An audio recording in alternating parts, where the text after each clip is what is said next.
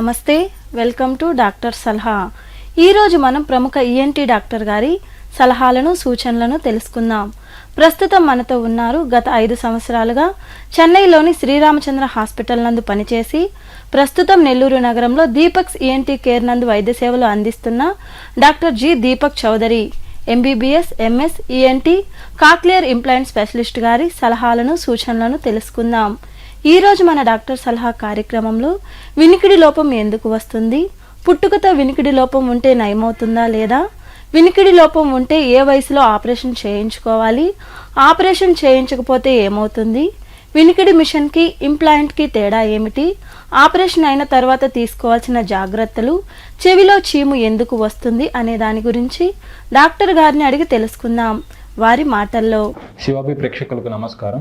నా పేరు doctor G Deepak Chowdary, MBBS MS ENT cochlear implant specialist. నేను మా దీపక్ ఈఎన్టీకే 1వ వీధి శ్రీహరి నగర్ నందు వైద్య సేవలు అందిస్తున్నాను. ఈరోజు మనం వినికిడి లోపాల గురించి మాట్లాడుకుందాం. అసలు వినికిడి లోపాలు ఎందుకు వస్తాయి, వాటి యొక్క వైద్యం ఎలా ఉంటుంది, వాటికి సంబంధించి మనం ఇవాళ మాట్లాడుకుందాం.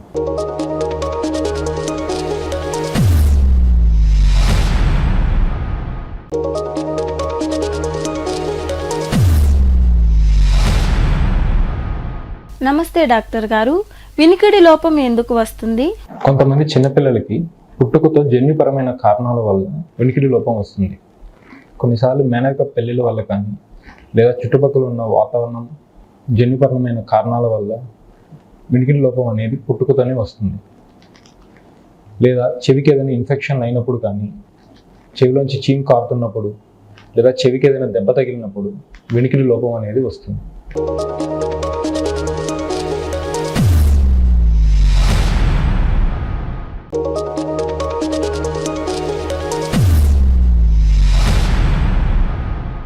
వినికిడి లోపం ఉంది అని ఎలా గుర్తించాలి డాక్టర్ గారు?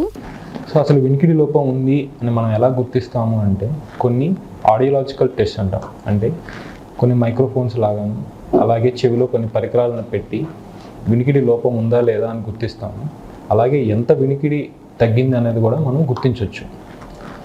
జనరల్గా పెద్దవాళ్ళకైతే మనం వాళ్ళని ప్రశ్నలను అడిగి వాళ్ళు చెప్పే జవాబులను బట్టి మనము గుర్తించవచ్చు. కానీ చిన్నపిల్లలు అసలు ఏం చెప్పలేరు కదా. సో వాళ్ళ కోసంగా ఓఏఈ, బెరా అనే పరీక్షలు ఉన్నాయి. సో వీటి ద్వారా చెవిలోని నరాలు ఎంత శాతం పనిచేస్తున్నాయి, అసలు వర్క్ అవుతున్నాయా లేదా, మనకు వినికిడి ఎంత శాతం తగ్గింది, వీటిని మనం ఈ పరీక్షల ద్వారా గుర్తించవచ్చు.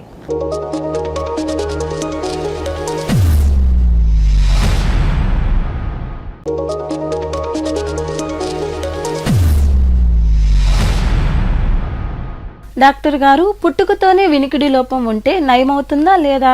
పుట్టుకతోనే వినికిడి లోపం ఉంది. ఇది ఒకప్పటి వరకు దీనికి ట్రీట్మెంట్ లేదు. పుట్టుకతో వినికిడి లోపం ఉంటే చెవికి మెషిన్లు పెట్టుకొని వాడుకోమనే వాళ్ళు. వినికిడి వస్తే వచ్చింది, లేదంటే లేదు. కానీ ఇప్పుడు వచ్చిన లేటెస్ట్ టెక్నాలజీ తోటి కాక్లియర్ ఇంప్లాంట్ అనే ఒక సర్జరీ వచ్చింది. దీంట్లో ఇంప్లాంట్ని మన చెవిలో ఫిక్స్ చేయడం వల్ల పుట్టుకతో వినికిడి లోపం ఉన్న వాళ్ళకు కూడా వినికిడి అనేది వస్తుంది.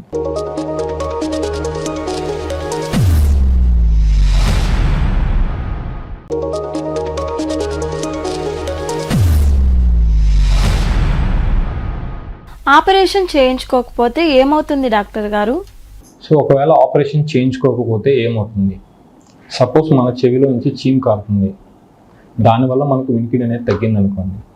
సో మనం ఇప్పుడు ఆపరేషన్ చేయించుకోలేదు అంటే ఆ బెజ్జం అలానే ఉంది, మళ్ళీ ఇన్ఫెక్షన్ అనేది అవుతూ ఉంటుంది. ప్రతిసారి చీమ్ అనేది కారుతూ రెండవసారి వచ్చిన దానికన్నా మూడవసారి ఇన్ఫెక్షన్ అనేది ఇంకా ఎక్కువగా ఉంటుంది. దాంతో ఇన్ఫెక్షన్ చుట్టుపక్కల ఉండే నరాలకి, ఎముకలకి, చివరికి మెదడుకు కూడా పాకే ప్రమాదం ఉంది. సో అందుకోసమని ఎంత వీలైతే అంత త్వరగా ఆపరేషన్ చేయించుకోవడం అనేది మంచిది. దాంతోపాటు ఒకవేళ ఆపరేషన్ చేయించుకోకపోతే ఉన్న వినికిడి కంటే ఇంకా కూడా తగ్గే అవకాశం ఉంటుంది, కానీ అదే విధంగా వినికిడి అయితే ఉండదు. కాబట్టి ఎంత వీలైతే అంత త్వరగా ఆపరేషన్ చేయించుకోవాలి. కాక్లియర్ ఇంప్లాంట్ సర్జరీ కనుక వస్తే అది 5 ఏళ్ల లోపల కనుక చేయించుకుంటే ఎక్కువ ఫలితం ఉంటుంది. 5 ఏళ్ల తర్వాత చేయించుకుంటే ఖచ్చితంగా వినపడుతుంది, కానీ ఒక నార్మల్ పిల్లవాడితోటి 5 ఏళ్ల లోపల చేసిన పిల్లవాళ్ళతోటి కంపారిటివ్గా చూసుకుంటే ఫలితం అనేది తక్కువ వస్తుంది.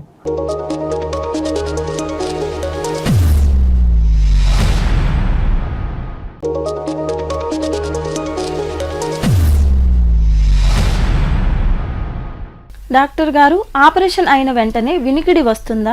సాధారణంగా అందరూ అడిగే ప్రశ్న, ఆపరేషన్ అయిన వెంటనే మనకు వినికిడి వస్తుందా? ఏ ఆపరేషన్ అయినా సరే మన లోపల మన చెవి భాగాలు అనేవి హీల్ అవ్వడానికి టైం పడుతుంది.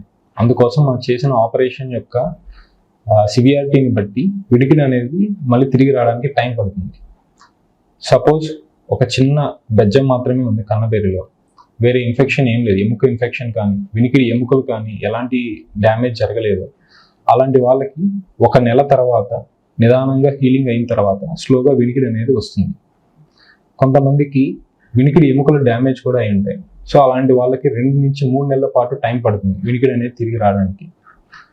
ఈ కాక్లియర్ ఇంప్లాంట్ సర్జరీ ఏదైతే చెవి నరం అనేది బలహీనపడడం వల్ల చేసామో, అందులో సర్జరీ చేసిన 20 రోజుల తర్వాత స్విచ్ ఆన్ అంటే మెషిన్ని ఆన్ చేస్తాం. అప్పటి వరకు మెషిన్ ఆన్ అవ్వదు. సో ఆ 20 రోజుల తర్వాత ఆ పిల్లలు ఫస్ట్ టైం మళ్ళీ శబ్దాన్ని వింటారు.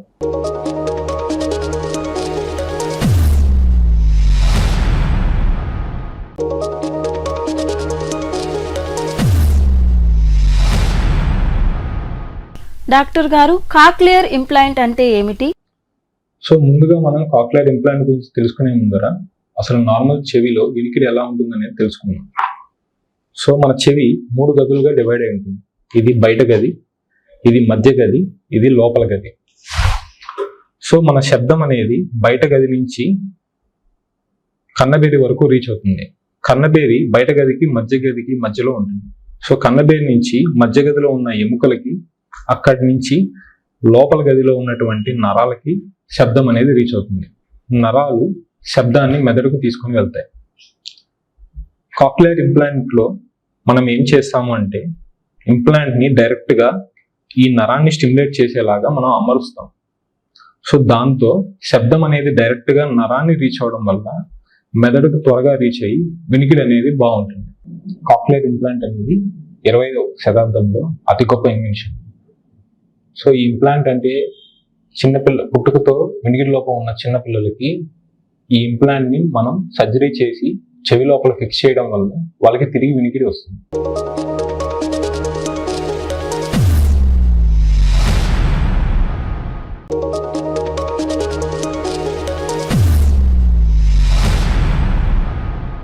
వినికిడి మిషన్కి ఇంప్లాంట్కి తేడా ఏమిటి డాక్టర్ గారు? వినికిడి మిషన్కి ఇంప్లాంట్కి తేడా ఏంటి అంటే, జనరల్గా మనకు వినికిడి మిషన్ ఏం చేస్తుందంటే బయట శబ్దాలని పెద్దవిగా చేస్తూ చెవికి అందిస్తుంది. కానీ ఇంప్లాంట్ ఏంటి అంటే డైరెక్ట్గా మన చెవి నరాన్ని స్టిమ్యులేట్ చేసి బయట శబ్దాన్ని నరానికి అందిస్తుంది. అందువల్ల వినికిడి అనేది ఇంకా ఎక్కువగా వినిపిస్తుంది. సో ఇప్పుడు మనం నార్మల్గా శబ్దం ఎలా వెళ్తుందో తెలుసుకున్నాం కదా. సో వినికిడి మిషన్ని మనం అమర్చినప్పుడు వినికిడి మిషన్ ఈ స్థానంలో ఉంటుంది. బయట శబ్దాలని ఆ వినికిడి మిషన్ తీసుకొని వాటిని 100 రెట్లుగా కానీ 10 రెట్లుగా కానీ మనకు ఎంత హియరింగ్ లాస్ అనేది ఉంది అనే దాన్ని బట్టి శబ్దాన్ని పెంచి మనకు కన్నబేరికి ఎముకలకి అందిస్తుంది. అక్కడి నుంచి శబ్దం తిరిగి నార్మల్ యథాప్రకారంగానే నరానికి రీచ్ అవుతుంది. అదే మనం ఇంప్లాంట్ కనుక తీసుకుంటే డైరెక్ట్గా నరానికి రీచ్ అవుతుంది.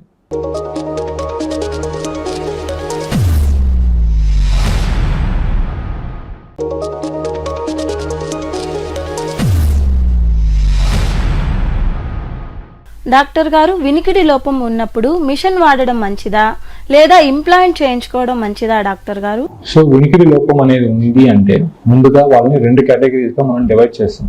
ఒకటి, పుట్టుకతో వినికిడి లోపం ఉందా, లేదా పుట్టుకతో వినికిడి బాగానే ఉంది తర్వాత లోపం వచ్చిందా. సో ఈ 2 కేటగిరీస్గా డివైడ్ చేస్తాం. పుట్టుకతో వినికిడి లోపం ఉంది అంటే వాళ్ళకి 5 సంవత్సరాల లోపల ఆపరేషన్ చేయించుకుంటే అత్యుత్తమమైన రిజల్ట్స్ అనేవి వస్తాయి. ఎలా అంటే మనకు 5 సంవత్సరాల ముందర కనుక కాక్లియర్ ఇంప్లాంట్ అని ఈ సర్జరీని కనుక మనం చేస్తే వాళ్ళు పుట్టుకతో మనకు ఎలా అయితే శబ్దాలని మళ్ళీ విని ఎలా అయితే మెదడు ఎదుగుతుందో అదే విధంగా వాళ్ళకి ఈ సర్జరీ చేయించుకున్న వాళ్ళకి ఆ శబ్దాలు అనేవి వినపడతాయి, మెదడు అనేది ఎదుగుదల ఉంటుంది. దాంతో వాళ్ళు తిరిగి ఒక నార్మల్ పిల్లవాడు ఎలా అయితే వినగలుగుతాడో అలానే వినగలుగుతారు, అలానే మాట్లాడగలుగుతారు. సో వాళ్ళ డెవలప్మెంట్ కూడా అలానే ఉంటుంది. 5 సంవత్సరాలు దాటిన తర్వాత చేస్తే వినపడదా అంటే వినపడుతుంది. కానీ ఎదుగుదల అనేది ఒక నార్మల్ పిల్లవాడితో సరిసమానంగా ఉండకపోవచ్చు. తర్వాత పుట్టుకతో నార్మల్గానే ఉండింది, కానీ కొంతమందికి నిదానంగా కొంచెం వయసు వచ్చిన తర్వాత కొన్ని కారణాల వల్ల వినికిడి లోపం రావచ్చు. అందులో వచ్చిన కారణం వల్ల దాని మీద బేసిస్గా మన ట్రీట్మెంట్ అనేది ఉంటుంది. సపోజ్ వాళ్ళకి ఇన్ఫెక్షన్స్ వచ్చాయి, చెవిలో రంధ్రం ఏదైనా పడింది, సో అలాంటి కారణాలు ఉన్న వాళ్ళకి ముందుగా మనం చీము ఇన్ఫెక్షన్లని తగ్గించి తర్వాత వాళ్ళకి ఆపరేషన్ చేసి వినికిడిని తీసుకొని రావచ్చు. కొంతమందికి ఆ దెబ్బలు తగలడం వల్ల చెవిలో బజ్జాలు పడి వినికిడి అనేది తగ్గుతుంది. సో అలాంటి వాళ్ళకి మెడిసిన్స్ ఇచ్చి ముందుగా ట్రీట్మెంట్ ఇచ్చి ఒకవేళ బెజ్జం అనేది మానట్లేదు అంటే తర్వాత ఆపరేషన్ చేసి చేయవచ్చు. కొంతమందికి మాత్రం వయసు పెరగడం వల్ల కానీ లేదా సడన్గా నరాలు అనేవి బలహీనపడిపోతూ ఉంటాయి, దాంతో వాళ్ళకి వినికిడి అనేది తగ్గుతుంది. సో ఇలాంటి వాళ్ళకి కాక్లియర్ ఇంప్లాంట్ సర్జరీ అనేది చేయవచ్చు. కొంతమందికి సర్జరీ అనేది మనం చేయలేము, సో అలాంటి వాళ్ళకి హియరింగ్ ఎయిడ్స్ని మనం యూజ్ చేస్తాం.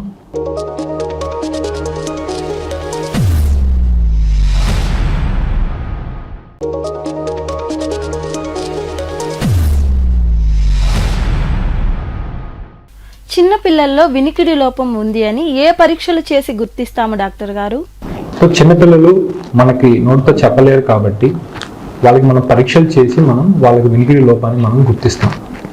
అందులో మనం ముఖ్యంగా ఉపయోగించే 3 పరీక్షలు, ఒకటి ఆడియోమెట్రీ, రెండవది ఓఏఈ, మూడవది బెరా.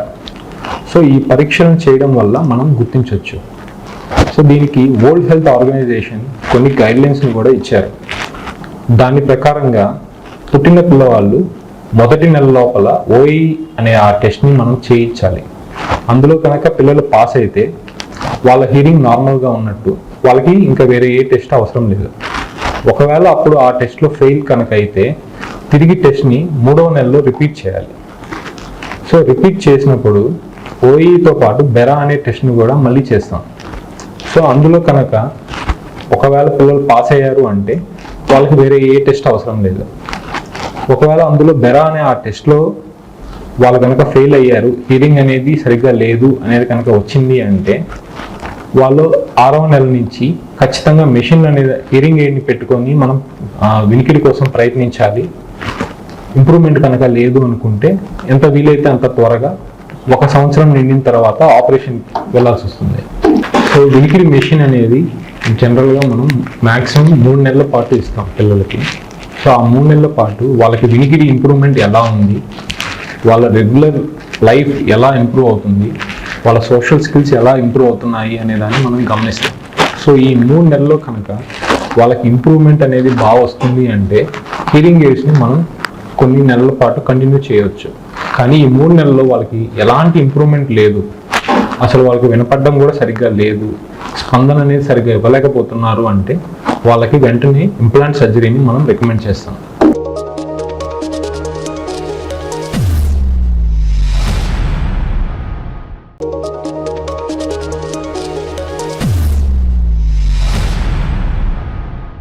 డాక్టర్ గారు, ఆడియో వెర్బల్ థెరపీ అంటే ఏమిటి? సో ఆడియో వెర్బల్ థెరపీ అంటే కాక్లియర్ ఇంప్లాంట్ సర్జరీ అయిన తర్వాత పిల్లలకి జనరల్గా వినికిడి అనేది కొంతవరకు శబ్దాన్ని వినగలుగుతూ ఉంటారు, కానీ వాళ్ళకి ఆ శబ్దాలు ఏంటి అవి అర్థం కావు, చుట్టుపక్కల వాళ్ళు చెప్పేది వినపడవు, వాళ్ళు చాలా భయంతో ఉంటారు. సో వాళ్ళ కోసం కానీ ఆడియో వెర్బల్ థెరపీని మనం ఇస్తాం. సో ఇందులో భాగంగా ఏంటి అంటే వాళ్ళకి కొన్ని వీడియోస్ చూపిస్తూ వాళ్ళకి ట్రైనింగ్ ఇస్తాం అనమాట. ఈ శబ్దం అంటే ఇది, మన మాట వాళ్ళకి అర్థమయ్యేలాగా చెప్తూ ఉంటాం. ఈ థెరపీని సుమారుగా 1 సంవత్సరం లేదా 2 సంవత్సరాల పాటు రిగరస్గా వాళ్ళకి ఇవ్వాలి. సో దీంట్లో థెరపిస్ట్ ఇచ్చే ట్రీట్మెంట్తో పాటు ఇంట్లో పిల్లల అమ్మా నాన్నలు కూడా ఇన్వాల్వ్ అవుతారు. సో ఎంత బాగా ట్రీట్మెంట్ ఇస్తే ఆ పిల్లవాడికి అంత బాగా వినికిడి ఇంప్రూవ్మెంట్ అనేది వస్తుంది, అలాగే అంత బాగా మాట్లాడడం కూడా వస్తుంది.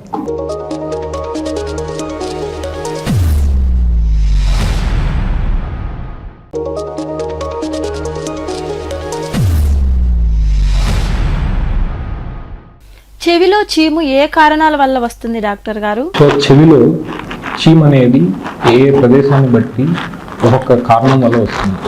సో మనం ఆల్రెడీ ఇంతకు ముందు మాట్లాడుకున్నాం కదా, చెవిలో 3 గదులు ఉంటాయి. అందులో మేజర్గా చీమ్ అనేది చెవిలోని బయట గదిలో కానీ లేదా లోపల గదిలోని ఇన్ఫెక్షన్స్ ఉండడం వల్ల చీమ్ అనేది వస్తుంది. సో బయట గదిలో మనం చెవిలో దూది పుల్లలు పెట్టి తిప్పడం కానీ పిన్నీసులు, పెన్నులు, వేళ్ళు ఇవన్నీ పెట్టి తిప్పినప్పుడు చర్మం అనేది లేసిపోయి అక్కడ ఇన్ఫెక్షన్స్ అనేవి వచ్చి అక్కడ నుంచి చీమ్ అనేది వస్తుంది. లేదా మనకు మధ్య గదిలో ఇన్ఫెక్షన్స్ కనుక అయ్యాయి, అంటే విపరీతంగా జలుబు చేసింది, ఇన్ఫెక్షన్ అనేది చెవికి కూడా స్ప్రెడ్ అయ్యి అక్కడ లోపల చీమ్ అనేది ఫామ్ అయ్యి బెజ్జం పడి కన్నబేరులో బెజ్జం పడి చీమ్ అనేది బయటకు వచ్చేస్తుంది. సో మేజర్గా ఎక్కువ శాతం మందికి ఈ రెండు కారణాల వల్లే చీమ్ అనేది వస్తుంది. చెవిలో ఇన్ఫెక్షన్ అవ్వడం అనేది మొట్టమొదటిసారిగా ఇన్ఫెక్షన్ అయింది 3 నెలల లోపల కనుక ఉంది అంటే వాళ్ళకి మందులు తీసుకొని వైద్యం చేయడం వల్ల మ్యాక్సిమం నెంబర్ ఆఫ్ పీపుల్కి ఆ బెజ్జం అనేది మూసుకుపోతుంది. లేదు ట్రీట్మెంట్ అనేది సరిగ్గా తీసుకోలేదు, ఇన్ఫెక్షన్ అనేది రిపీటెడ్గా వస్తుంది, 3 నెలలు దాటేసింది, 6 నెలలు ఇలా అయిపోతుంది అంటే ఆ బెజ్జం అనేది పర్మనెంట్గా అయిపోయేసి ఆపరేషన్ వరకు వెళ్ళాల్సి వస్తుంది.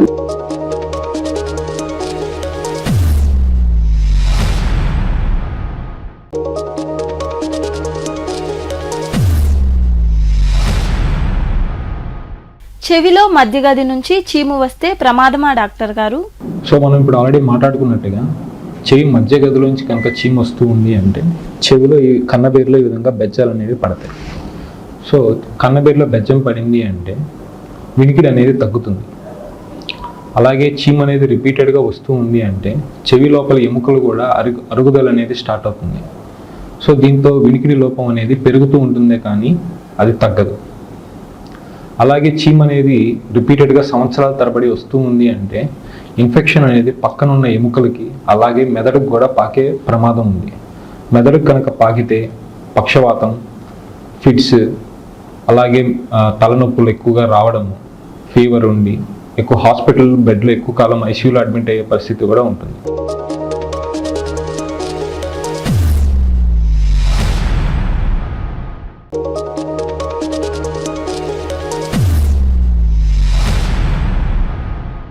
చెవిలో చీము ఉంటే 2 చెవులకు ఆపరేషన్ చేయించుకోవాలా డాక్టర్ గారు? సపోజ్ మన చెవిలో చీము ఉంది లేదా మన చెవికి దెబ్బ తగిలింది, అందువల్ల మనకు వినపడట్లేదు లేదా ఇన్ఫెక్షన్లు అవుతున్నాయి, అలాంటి సిచ్యువేషన్స్లో ఖచ్చితంగా 2 చెవులకి ఆపరేషన్ చేయించుకోవాలి. లేదంటే మనకు ఒక చెవికి ఆపరేషన్ చేయించుకున్నా ఇంకొక చెవిలో ఇన్ఫెక్షన్ ఉంది అంటే మెదడుకు పాకే అవకాశం అలానే ఉంటుంది. కాబట్టి 2 చెవులకి చేయించుకోవడమే మంచిది. కాక్లియర్ ఇంప్లాంట్ సర్జరీకి వస్తే ఒక చెవికి చేయించుకున్నా కూడా పిల్లలకి వినికిడి అనేది ఉంటుంది. 2 చెవులకు చేయించుకోవడం ఉత్తమం, కానీ ఒక చెవికైనా చేయించుకుంటే పిల్లవాడి భవిష్యత్తు అనేది బాగుంటుంది. సో చెవిలో చీమ్ కారుతుంది, ముందుగా మనం మందులు ఇచ్చి చీమ్ తగ్గిస్తాం. తర్వాత ఆ బెజ్జాన్ని మనం ఆపరేషన్ చేసి క్లోజ్ చేయడం వల్ల మళ్ళీ చీమ్ అనేది రాకుండా ఉంటుంది. సో ఈ ఆపరేషన్కి చెవి వెనకాల మనం కోత అనేది తీసుకొని ఆపరేషన్ని స్టార్ట్ చేస్తాం. సో చెవి పై భాగం నుంచి కొత్త పొర తీసుకొని ఆ బెజ్జాన్ని మనం పూర్తి చేస్తాం.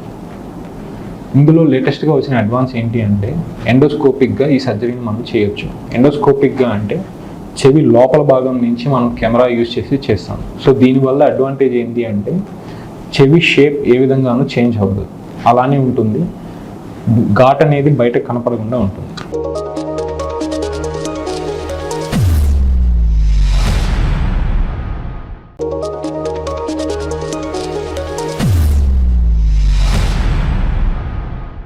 చెవిలో ఆపరేషన్ అయిన తర్వాత ఎలాంటి జాగ్రత్తలు తీసుకోవాలి డాక్టర్ గారు? సో చెవి ఆపరేషన్ అయిన తర్వాత ఏం జాగ్రత్తలు తీసుకోవాలి అంటే 1 నెల పాటు తలస్నానం చేయకూడదు, తలకి నూనె పెట్టుకోకూడదు, ఘాటు పైన వాటర్ అనేది పడకూడదు. సో అలాగే నెల పాటు బరువులేమి ఎత్తకూడదు.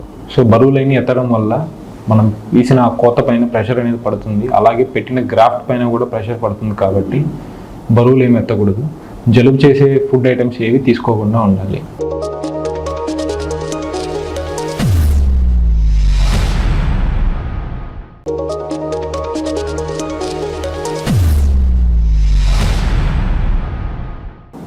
ఈ ఆపర్చునిటీ ఇచ్చిన శివాబి ఛానల్ వారికి నా కృతజ్ఞతలు.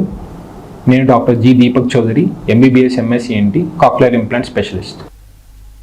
చూశారు కదండి వినికిడి లోపం ఎందుకు వస్తుంది, పుట్టుకతో వినికిడి లోపం ఉంటే నయమవుతుందా లేదా, వినికిడి లోపం ఉంటే ఏ వయసులో ఆపరేషన్ చేయించుకోవాలి, ఆపరేషన్ చేయకపోతే ఏమవుతుంది, వినికిడి మిషన్కి ఇంప్లాంట్కి గల తేడాలేమిటి, ఆపరేషన్ అయిన తర్వాత తీసుకోవాల్సిన జాగ్రత్తలు ఏమిటి అనే దాని గురించి ఈరోజు తెలుసుకున్నాం. ఇవాల్టి డాక్టర్ సలహా కార్యక్రమం ఇంతటితో ముగిస్తూ రేపు మరొక వైద్య నిపుణుల ద్వారా వారి సలహాలను సూచనలను తెలుసుకుందాం. ఈ కార్యక్రమం ప్రతిరోజు మీ శివాబీ న్యూస్ ఛానల్ నంబర్ 17 నందు ఉదయం 8:30 తిరిగి మధ్యాహ్నం 2:30 మరియు రాత్రి 9:30 ప్రసారమగును. యువర్స్ శైలజ.